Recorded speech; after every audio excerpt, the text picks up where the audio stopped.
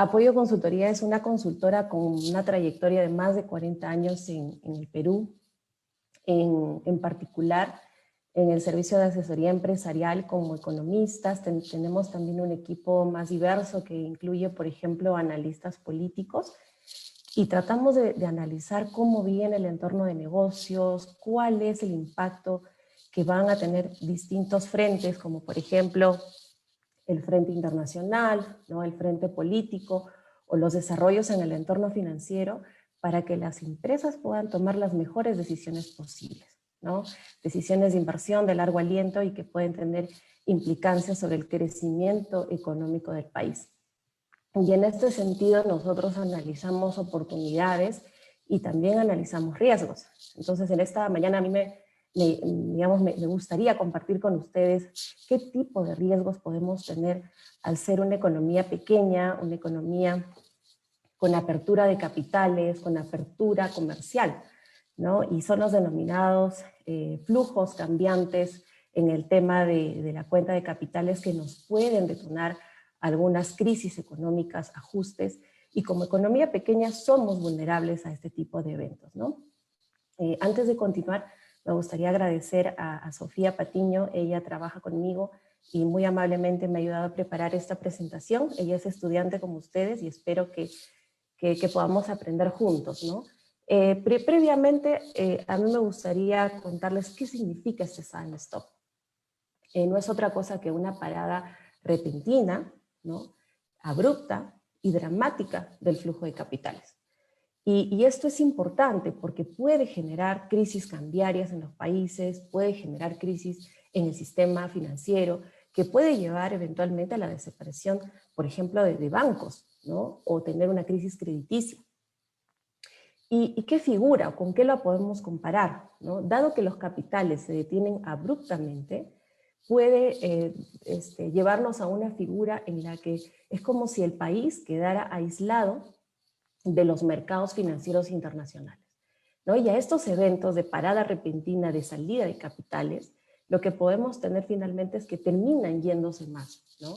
Y esto es un fantasma que nos ha acompañado a las economías emergentes, no solamente, digamos, en la literatura de los 80, de los 90, de los 2000, ¿no? Ya más recientemente apareció nuevamente este fantasma cuando se conoció finalmente que el COVID-19 era una pandemia a nivel global.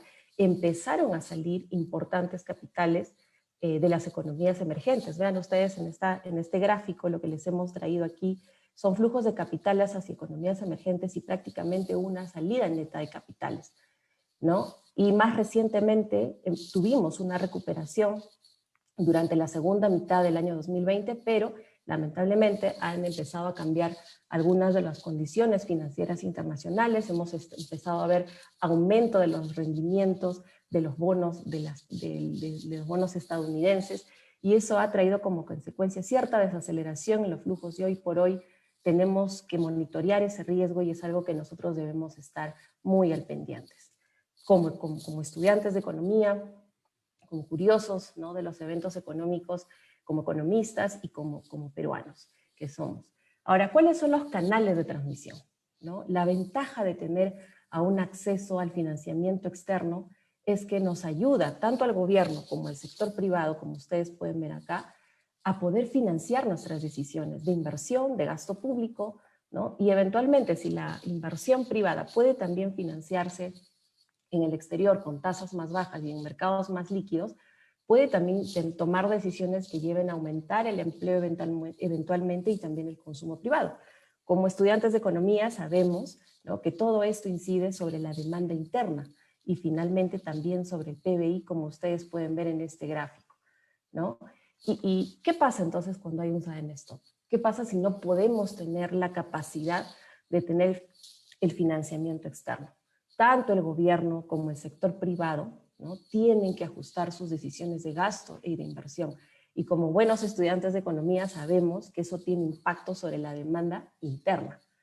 Ahora, acá hay un impacto importante adicional, ¿no? Empiezan a escasear el capital. Eso, como ustedes saben, puede tener un impacto sobre las tasas de interés, pueden empezar a aumentar las tasas de interés local, el precio del dinero sube, Y adicionalmente, ¿no?, pueden existir otros mecanismos que pueden amplificar este choque adverso inicial, que puede ser el hecho de que uno puede tener una economía dolarizada. Cuando empiezan a escasear los capitales, acuérdense que también el precio de la moneda extranjera, que en este caso sería el dólar, empieza a subir, ¿no? La cotización del sol con respecto al dólar, para aterrizarlo en una economía peruana, también empieza a subir.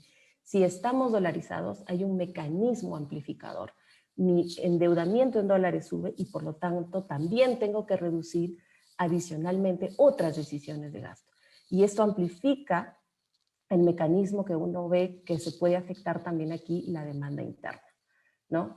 Ahora, adicionalmente, el incremento del tipo de cambio sí ayuda a la balanza comercial, ¿no? Si se cumple la condición Marshall-Lerner y una devaluación genera un efecto positivo sobre la economía, sí vemos un impacto positivo, como ustedes pueden ver en esta flecha de color azul. Aquí lo que vemos en realidad es de que no necesariamente es un impacto que compensa, ¿no?, digamos, el impacto de la demanda interna negativo, y al final podemos tener un efecto contractivo sobre el PBI. Hay unos ejemplos que me gustaría ilustrar acá en esta lámina de México, esta crisis que se conoce como la crisis del tequila, donde efectivamente se dieron estos impactos, ¿no? Hubo un episodio, en stop, una salida repentina de capitales, una parada primero y luego una salida. Y lo que vemos es un impacto importante sobre la demanda interna, ¿no? Es más o menos un impacto temporal, cercano más o menos a un año, pero se da el impacto.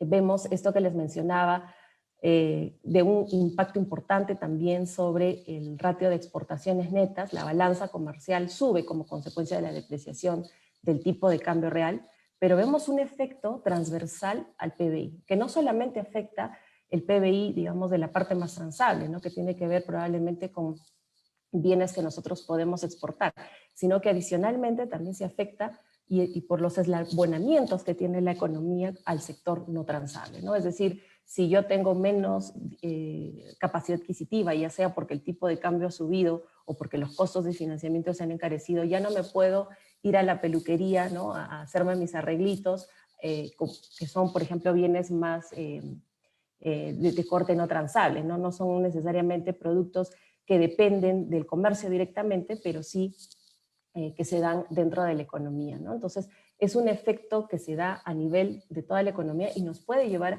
a recesiones muy importantes. Ahora, ¿por qué pueden ocurrir estos eventos de sudden stop? Van a haber condiciones internas, condiciones que se conocen en la literatura en inglés como los pull factors, y luego también vamos a tener factores externos, que son los push factors, ¿no? Son más asociados con el entorno internacional. En el caso de los acontecimientos que tienen más que ver con el país, uno de ellos, por ejemplo, es clave la incertidumbre política, ¿no? Y eso es algo que voy a mencionar más adelante, qué impacto puede tener, qué impacto ha tenido incluso en la economía peruana hasta el momento. También, por ejemplo, qué tiene que ver con la deuda excesiva, ¿no? A veces cuando superamos el umbral de deuda de 50% del PBI, ya se considera que la deuda está en una zona peligrosa. Los inversionistas internacionales empiezan a ver este umbral como una deuda en un nivel intolerante. A veces también, y lo pongo en rojo, podemos tener un contexto de un influjo de capitales masivo que nos aprecia el tipo de cambio real de manera importante, y eso es lo que voy a desarrollar después. O también puede ser de que la bolsa haya estado muy sobrevaluada y finalmente hay una burbuja que se revienta y asusta a los capitales y hace que repentinamente no lleguen y eventualmente se retiren de nuestro país. Ahora, cuando uno ve factores externos, ¿no?, hay este tema de aumento de tasas de interés externas, que es lo que les llamaba la atención en el gráfico inicial que les presentaba. Hay que estar atentos qué pasa con los rendimientos de los bonos internacionales, ¿no? También puede haber un aumento de la aversión al riesgo de los inversionistas internacionales. El COVID claramente es un ejemplo de mayores temores, de qué puede pasar con esta economía, puede empezar a tener problemas, y de hecho lo hemos visto en los mercados internacionales, el impacto que tuvo a nivel mundial, ¿no? También pueden haber ataques especulativos, ¿no?, que a veces empiezan por especularse en contra de una moneda. Decimos, este país tiene complicaciones, por ejemplo, para cumplir su deuda, puede empezar a tener problemas de default soberano y al final, ¿no? Si un país no hace o no corrige estos eventos, finalmente se cumple, ¿no? esta profecía y los capitales pueden terminar por terminar saliendo en mayor magnitud y al final generar una crisis cambiaria. Y finalmente también hay otros eventos, como el contagio de una crisis de un tercer país, que es el caso que nos pasó a nosotros, crisis rusa, crisis asiática, en 1997 y 1998. Y no es que nosotros necesariamente estábamos, digamos, tan expuestos, ¿no? Porque estaba en el Asia, estaba en Rusia, pero al tener esta característica de ser un país pequeño, emergente, ¿no? Sujeto a muchas vulnerabilidades, por el movimiento de capitales, es que terminamos contagiándonos muchas veces, ¿no? Y sobre eso hay diversa literatura. Permítanme ilustrar a modo de ejemplo cómo es que un tipo de cambio real muy apreciado puede generar una parada repentina de capitales. Hay literatura diversa que documenta, ¿no? Uno de los primeros autores fue Dorbush, y en 1995, junto con Goldfang y Valdés, hay una documentación en este paper donde hay casos de México, de Chile, de Finlandia, y hay factores comunes, ¿no? Que tuvieron una crisis cambiaria, que también tuvieron una crisis bancaria, y efectivamente hay un mecanismo en el que cuando tenemos un tipo de cambio real muy apreciado, eso puede afectar la estabilidad financiera luego, ¿no? Porque genera incentivos para, digamos, endeudarnos en dólares, ¿no? Empiezo a comprar, endeudarme con un crédito hipotecario en dólares, luego empiezo a comprar mi auto en dólares, ¿no? Me emociono porque el tipo de cambio yo lo veo barato, ¿no? Entonces, perdón, el dólar empieza a abaratarse, ¿no? En relación a nuestra moneda. Y la verdad es que esto al final termina en la evidencia que les voy a mostrar en una devaluación muy fuerte que termina por afectar la economía de manera importante. ¿Qué pasó en Chile en 1978 y 1982? Como ustedes pueden apreciar, un tipo de cambio real muy apreciado, ¿no? Aquí el gráfico está cuando sube el tipo de cambio, esto nos dice una apreciación real. Entonces, uno puede ver acá que subió de manera importante, cerca del 77%, pero luego detonó la crisis y tuvieron eventualmente que dejar flotar el tipo de cambio y tuvieron después una consecuente depreciación posterior del 27%. Ahora, ¿qué pasó en este interín? ¿No?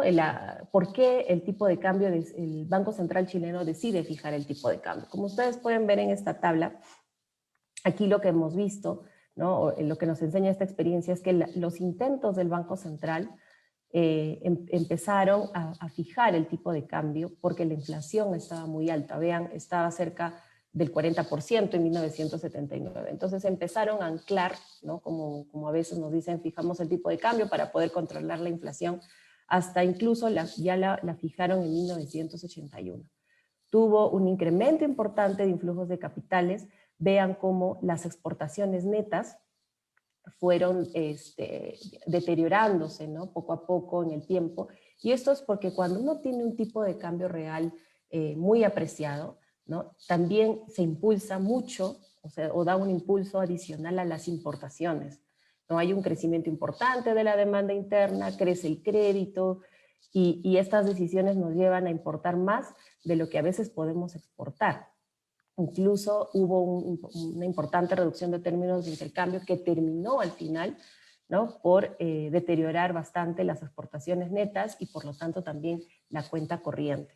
No tenía problemas fiscales, vean que tenía una posición superavitaria, ¿no? En 1980 es 4,5 como porcentaje del PBI, es un ahorro importante, producto también probablemente de este influjo de capitales. ¿Qué pasó? Empezaron a haber problemas, ¿no? Empezaron a tener problemas con el tema de la depreciación, con otros eventos también de los términos de intercambio en este país, y al final terminaron con una crisis brutal. Vean, una caída de 15% en el PBI, tuvieron que liberar eventualmente el tipo de cambio, porque adicionalmente ya saben que cuando el tipo de cambio se mantiene fijo, hay una pérdida importante de reservas, ¿no? Vean cómo más o menos hubo una reducción de 2.000 millones de dólares, importante, ¿no? Y al final terminas con un efecto contractivo muy fuerte. Y no solamente es una experiencia que se ha dado en Chile, ¿no? Hay otros países, principalmente el efecto que yo quiero que se lleven acá como mensaje es mayor en economías emergentes. La cuenta corriente, como ustedes hemos anticipado antes, ¿no? Por efecto del cambiario tiene unos ajustes importantes. Vean acá, en mercados emergentes es mucho mayor, es aproximadamente 6% el aumento como porcentaje del PBI. La tasa de interés real, los costos de financiamiento suben también de manera importante, más o menos suben en 4.670 puntos básicos, ¿no? Alrededor de eso, y en economías avanzadas casi no se ven esos ajustes, ¿no? Entonces, para quienes pueden ser o implicar ajustes más marcados en cuenta corriente, costos de financiamiento, sobre todo, es en economías emergentes, pequeñas, ¿no? Con apertura de cuenta de capitales, y acuérdense siempre de esto, ¿no?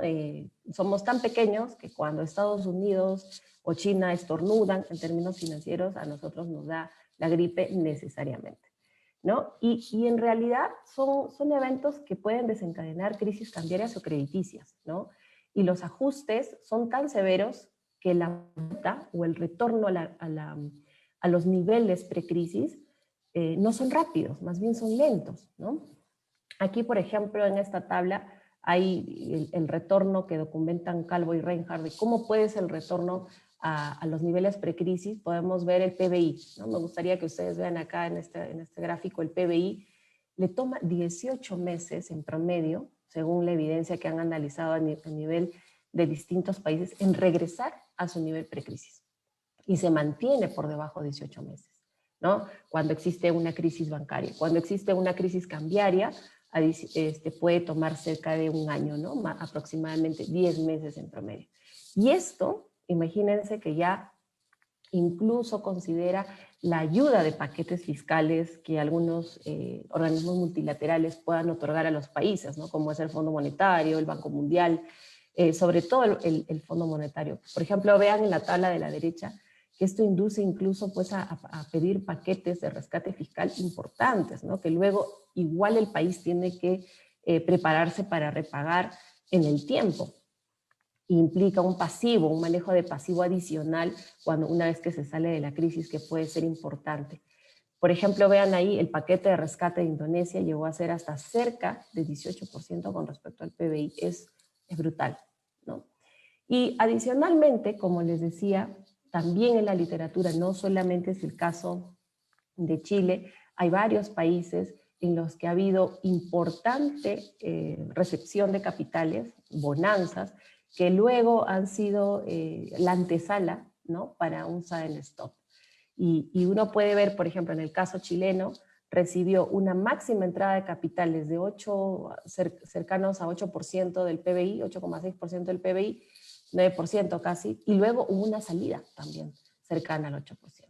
Entonces, puede haber una parada repentina de capitales y luego viene un episodio también en el que salen capitales, ¿no? Entonces, hay como 3 etapas. Un boom, ¿no? Que sostiene crecimiento y que puede generar que el tipo de cambio real se vea, digamos, muy apreciado. Luego viene una parada repentina porque empiezan a generarse dudas por eventos tanto internos como externos, y finalmente salen los capitales, ¿no? Porque hay temores de que este país pueda tener un ajuste severo. Y ya más recientemente hay también la literatura, ¿no? Que comprueba, no solamente con hechos estilizados, nosotros los economistas también nos gusta un poco recurrir a la econometría, ¿no? A la estadística, a ver qué es lo que está pasando. Y efectivamente, ¿no? Reinhardt encontraron ya evidencia a favor en cómo, ¿no? Los episodios de bonanzas de capital aumentan la probabilidad de distintos tipos de crisis, ¿no? Puede aumentar la probabilidad, por ejemplo, de tener un default de deuda externa, de tener un colapso de la crisis o una crisis de monedas, una crisis inflacionaria o también una crisis bancaria. Eso lo encuentran al nivel de los países. Vean acá en esta parte que estoy señalando con el mouse. Aquí, por ejemplo, tenemos, ¿no? Que la probabilidad, cuando uno analiza toda la muestra de países, es mayor cuando ha habido un periodo previo de bonanza de capitales. la probabilidad de crisis incrementa a cuando no hemos tenido ese periodo previo, ¿no? Acá, por ejemplo, la diferencia es significativa. Y esta diferencia, y eso es algo que me gusta mucho de este artículo y los invito a que lo lean, es que cuando ya se hace una diferenciación, ¿no?, entre países de altos ingresos y países de medianos y bajos ingresos, existe, digamos, la probabilidad se incrementa de tener una crisis cuando recibes los bienes de capitales, ¿no? Eso no pasa necesariamente en las economías de altos ingresos. Entonces, es muy importante, ¿no?, conocer que somos una economía emergente, pequeña, vulnerable, y trabajar sobre cómo, y entender sobre cómo nos puede afectar. Y aquí para nosotros, que somos una economía que hoy por hoy tiene un grado de dolarización de los pasivos financieros importante, por ejemplo, a nivel de la banca, del sistema financiero está más o menos alrededor del 30%. Es importante conocer que no siempre ha sido así, ¿no? Y que el Banco Central, la Superintendencia de Banca, tuvo también un rol importante en poder trabajar para la solidez financiera, porque estas experiencias nos han enseñado que es importante reducir el grado de dolarización, ¿no? ¿Qué pasa cuando existe un boom o bonanza? Como ya les he explicado antes, y acá lo volvemos a recapitular, podemos tener un periodo de tipo de cambio real que se aprecia significativamente porque empiezan a entrar capitales, ¿no? Los agentes económicos que nosotros siempre hablamos, que son el gobierno, las empresas y las familias, ¿qué es lo que ven? ¿No? Ven incentivos para aumentar la deuda en dólares. Por lo tanto, lo que hacen es, como les decía, ¿no?, aumentar, voy a comprarme mi carro, voy a comprarme mi casa, y dado que el crédito en dólares está relativamente barato, me ofrecen una tasa de interés algo más cómoda que, por ejemplo, en soles, entonces me embarco en este tipo de proyecto, ¿no? Esto puede ser una fuente de inestabilidad financiera más adelante, porque empieza, digamos, a generarse un círculo, ¿no? Y se va reforzando y vas obteniendo más deudas en dólares de las que eventualmente tú puedas poder de alguna manera pagar si es que el tipo de cambio real sube abruptamente. Entonces, cuando ya sucede esta parada repentina de capitales y eventualmente o consecuentemente una reversión, los agentes van a empezar a tener problemas, sobre todo aquellos que están sobreendeudados en dólares. Aquí se denomina que se genera el efecto hoja de balance, ¿no? Este efecto hoja de balance, que lo que va a hacer finalmente es tener un efecto contractivo mayor sobre la economía, y al final, ¿no?, podemos tener un ajuste severo.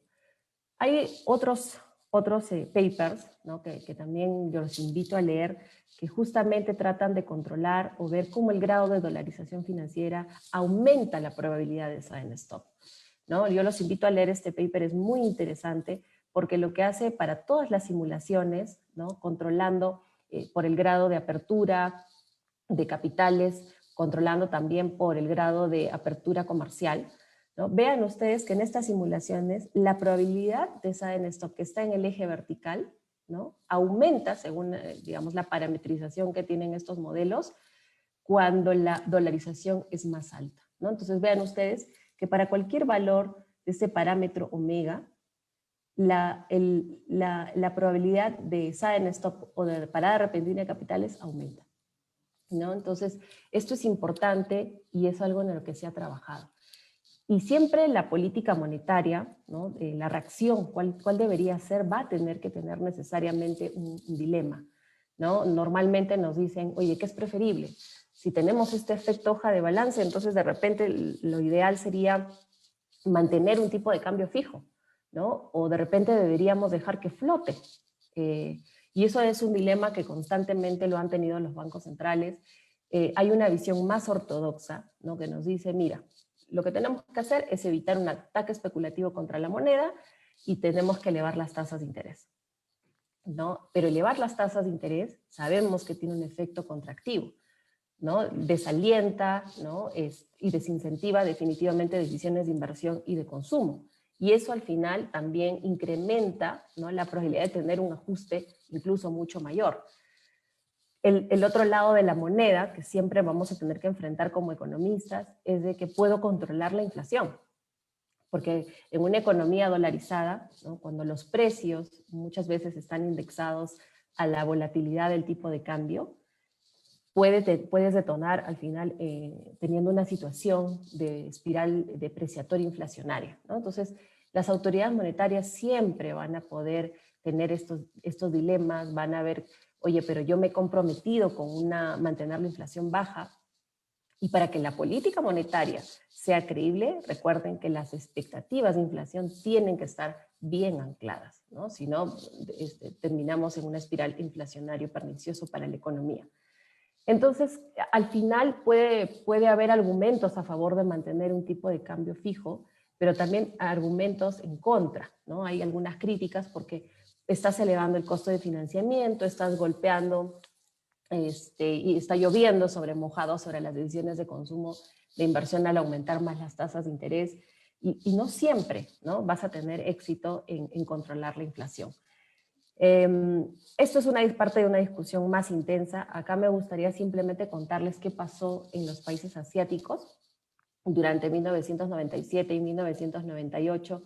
Y la verdad es que al final, como conclusión de este estudio, que también los invito a leer, es que en realidad sí, los bancos centrales de estos países inicialmente aumentaron dramáticamente la tasa de interés, pero luego de 6 meses empezaron a ver que tenía un efecto contractivo adicional sobre las decisiones de inversión y de consumo y sobre la demanda interna, ya empezaron a bajarlas también rápidamente, ¿no? Entonces, al final esto nos deja lecciones que pueden ser decisiones de política importante, y la política no está escrita, ¿no? Los bancos centrales, los diseñadores de política económica tienen que ver qué contexto en particular están enfrentando, ¿no? Porque inicialmente controlaron o ayudó a controlar un poco la depreciación que vieron en sus monedas, pero cuando ya la redujeron, el país también empezó a estabilizarse un poco más porque dejó de contraer o de tener un efecto contractivo en la demanda. Y ahora ya para ir un poco más a cómo combinamos estos elementos teóricos, estas evidencias con lo que pasó en el Perú. Acá me voy a basar en un estudio que hizo Rossini y Quispe, y es importante entender el contexto de 1998, ¿no? Tuvimos un efecto contagio, este push factor que yo les hablaba al inicio nos hizo también, por un efecto contagio resultamos teniendo una crisis crediticia en el país, pero adicionalmente, y eso es algo que hay que mencionarlo, también tuvimos un fenómeno del niño importante, ¿no? Este fenómeno del niño terminó también por reducir, ¿no?, nuestra capacidad productiva y por lo tanto también nuestra capacidad como país para poder generar crecimiento y poderle darle la confianza a los inversionistas internacionales de que podíamos seguir pagando nuestra deuda holgadamente, ¿no? Cada vez que tenemos choques importantes sobre el producto, que en este caso lamentablemente afectó de manera importante la costa peruana, también tuvo, digamos, o incidió de manera también significativa en cierta salida de capitales, ¿no? Y lo que vemos es justamente estos hechos estilizados que hemos visto previamente en otros países, ¿no? Depreciación de la moneda importante, cerca de 13%, un efecto hoja de balance importante, la morosidad prácticamente se duplicó, se cortaron las líneas de crédito con el exterior. Digo se cortaron porque cuando existe un temor, ¿no?, o un choque importante en la economía y un efecto contagio, las líneas de crédito con el exterior, los bancos del exterior te dicen, oye, ojo, estás expuesto, ¿no? No te voy a prestar. Miren cuánto cayó, 50%, ¿no? Es brutal. Tuvimos una crisis crediticia, una contracción del crédito muy, muy importante, de pasar de crecer a cerca de 30%, tuvimos una tasa de caída en un año a 4%, o sea, en solo un año el crédito pasó a contraerse. Y en este contexto también empiezan a aumentar los temores de si realmente el Banco Central va a lograr o no, ¿no?, ser el prestamista de última instancia, cumplir ese rol. Y al final terminamos con una crisis financiera muy importante, ¿no? De repente ustedes son algo más jóvenes y no han escuchado de repente de estos casos de la quiebra de bancos, ¿no? Perdimos importante número de bancos, pasó de 26 a 14. ¿No? Y esto es un poco gráficamente lo que pasó en 1998, 1999, una salida importante en el flujo de capitales. Claro, no se compara, ¿no?, con lo que hemos visto antes, con los 80s, pero sí el país se volvió receptor importante de capitales y justamente con la crisis vemos cómo los flujos de capitales se redujeron, ¿no?, dramáticamente. Esto generó también, como ustedes pueden ver, una apreciación importante del tipo de cambio real y a veces es pernicioso porque puede ser que la economía, ¿no?, tenga una apreciación real que no necesariamente se explica por la mejora de sus fundamentos, ¿no? Por ejemplo, uno de los fundamentos es que haya un crecimiento económico que tenga necesariamente ganancias de productividad. Si no viene acompañado, por ejemplo, con ese tipo de ganancias de productividad, es probable que sea más un tema artificial, ¿no? Que luego, cuando viene una parada repentina de capitales, en verdad simplemente esos capitales se van y listo, ¿no? No hay un mayor fundamento para que esto se siga sosteniendo. Y tuvimos esta depreciación cercana al 13%. Este promedio, ¿no?, siempre se utiliza como una medida proxy de equilibrio, ¿no?, para ver si estás por encima o por debajo, ¿no? Entonces, esto te da una sensación de abaratamiento de la moneda, de abaratamiento o una mejora de la capacidad adquisitiva, que no necesariamente a veces va con ganancias de productividad, ¿no? Es por eso que cuando ustedes siempre escuchen, ¿no?, los estudios del Banco Central, cuando habla el gerente de estudios económicos, qué pasa con el tipo de cambio, es muy importante que estén atentos a las explicaciones de si está o no en línea con sus fundamentos económicos. Y el Perú en ese entonces tenía un alto grado de dolarización financiera. Vean ustedes, cerca al 80%, ¿no? Es brutal, ¿no? Hoy en día, al 2009 estábamos en 50%, como les decía, hoy en día está en 30%. Y esto hacía también que se exacerbe, ¿no?, la morosidad, se deterioró muchísimo en la cartera. ¿Qué está pasando ahora, ¿no? ¿Cuáles son algunas diferencias?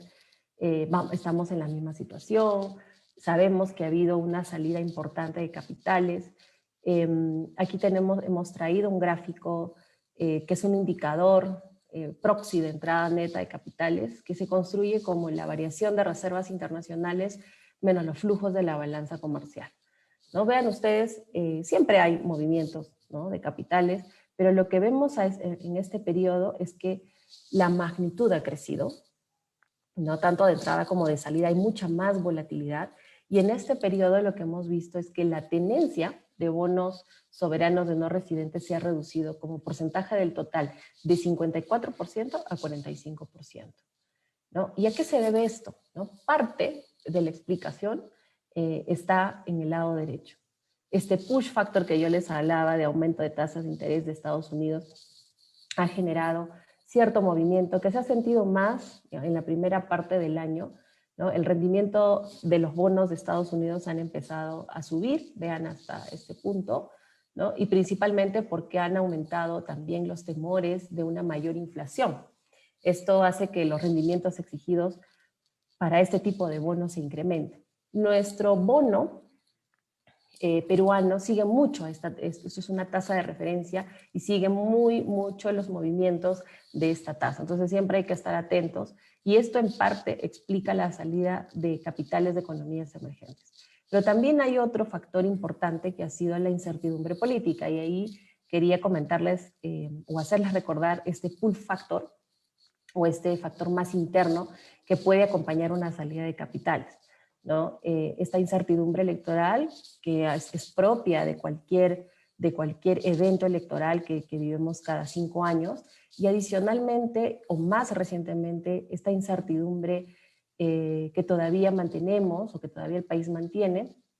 Estamos a pocos días ya del cambio de gobierno y todavía no tenemos, digamos, el nombramiento de autoridades claves, no tenemos todavía muchas luces, ¿no?, sobre cuál podría ser la orientación de política económica y eso es un poco lo que está generando niveles de incertidumbre, ¿no? Y ustedes probablemente han visto en los noticieros, han visto en las noticias que ha habido una presión sobre el tipo de cambio, ha habido una salida, como ya mencionábamos antes, de capitales frente a esta incertidumbre que todavía no termina de disiparse, ¿no? Y es así que el tipo de cambio ha alcanzado niveles récord, ¿no? Hoy está cercano a 4 soles por dólar Y adicionalmente hay algo que es importante mencionar, ¿no?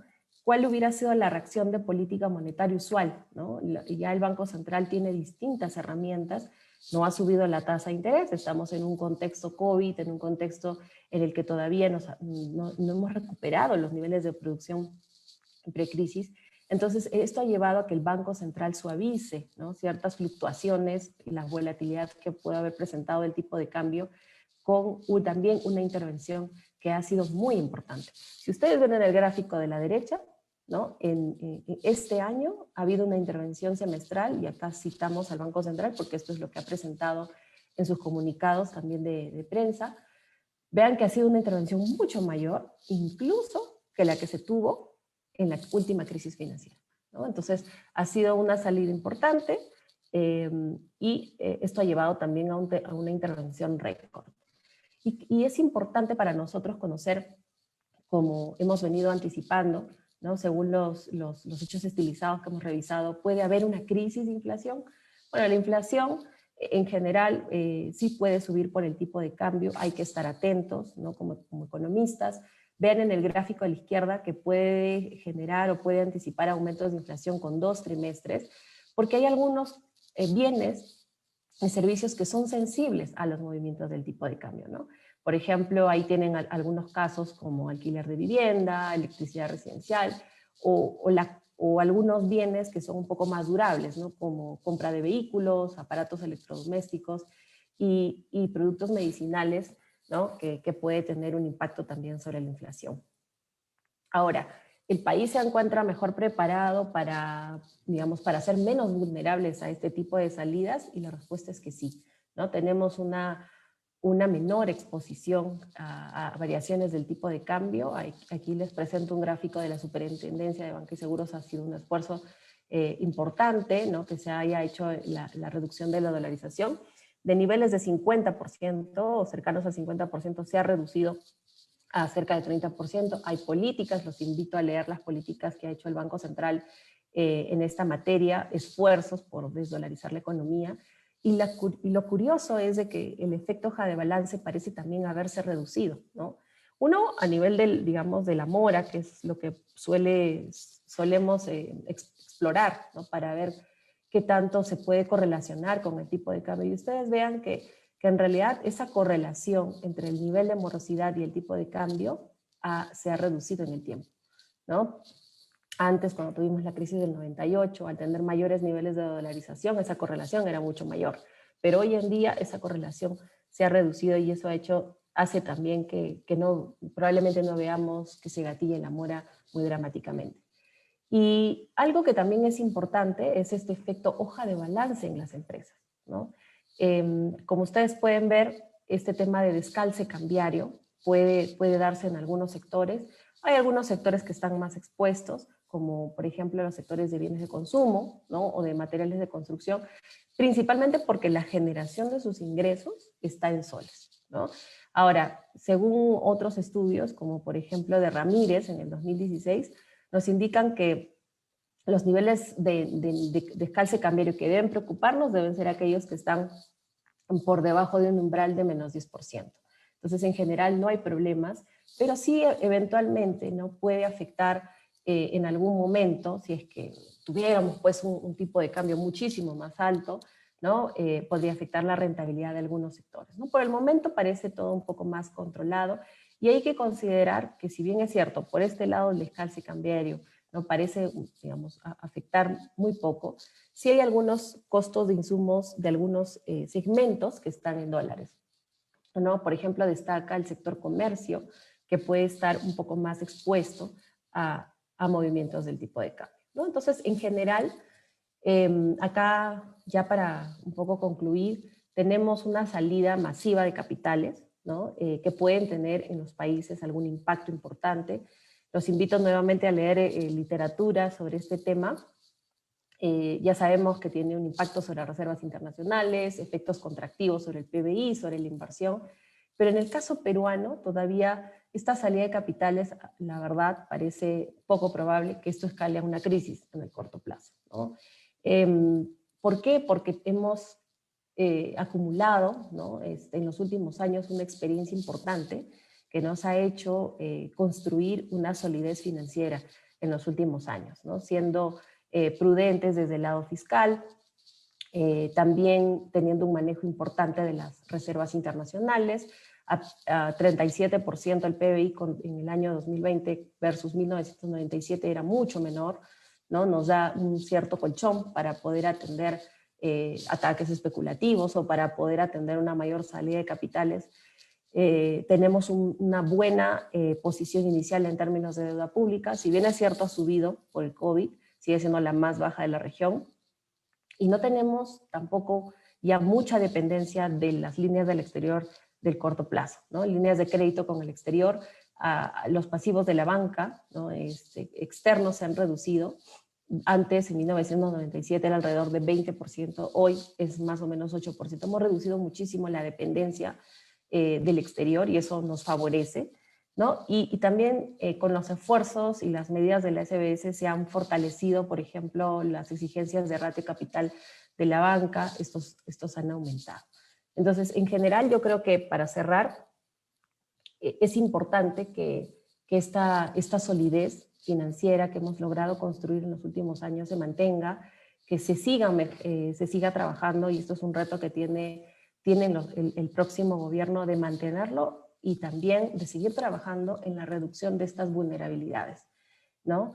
Porque eventualmente podemos tener riesgos en el horizonte, las tasas de interés podrían seguir subiendo y es importante que esta solidez se mantenga, ¿no? Los sudden stop nos hacen vulnerables, pueden generar crisis cambiarias, pueden afectar eventualmente el PBI, y para ello lo dejo para ustedes como reflexión, y encantada de recibir algunas o contestar algunas preguntas o inquietudes que tuvieran. Muchas gracias.